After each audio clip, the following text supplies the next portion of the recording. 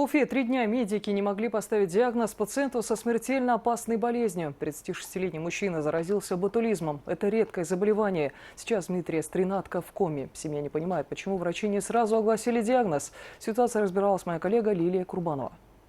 Спустилась женщина, начала его там поглаживать по руке и говорит, что ты что, испугался, ты нервничаешь, да, тебе успокоиться надо.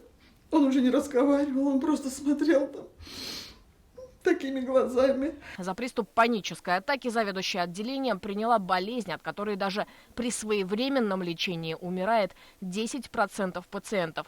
Если же брать тех, кто получил медицинскую помощь при ботулизме не сразу, то летальность вырастает до 60%. Он был в тяжелейшем состоянии, он ничего уже не говорил. Ботулизм он влияет на дыхание, сам он развивается очень быстро. на речь, быстро? на глотание. Просто, понимаете, здесь было утеряно время. Вот, просто было утеряно время. Я еще раз повторяю.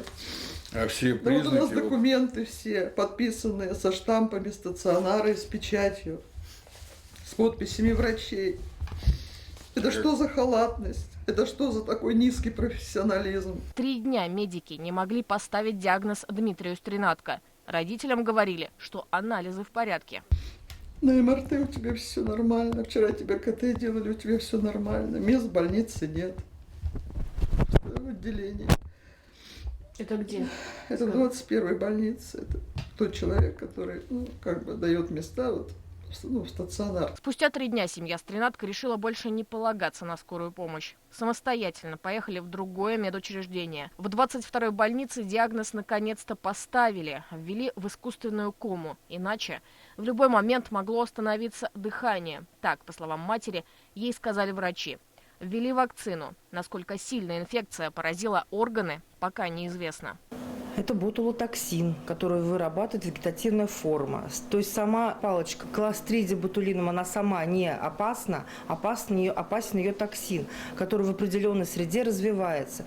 Частая причина ботулизма – это употребление в пищу вяленой рыбы, консервированных овощей и грибов. Но, как правило, все это домашнего изготовления, когда нарушены правила производства. Где была подхвачена инфекция, семья не понимает. Потенциально опасные продукты уже были отданы на экспертизу. Стринатко написали жалобу в Минздрав республики, фонд медицинского страхования и в 21-ю больницу. Болезнь редкая. В Башкортостане о ботулизме говорят каждые несколько лет. И в этот раз семья надеется, что будет это не в трагичном контексте.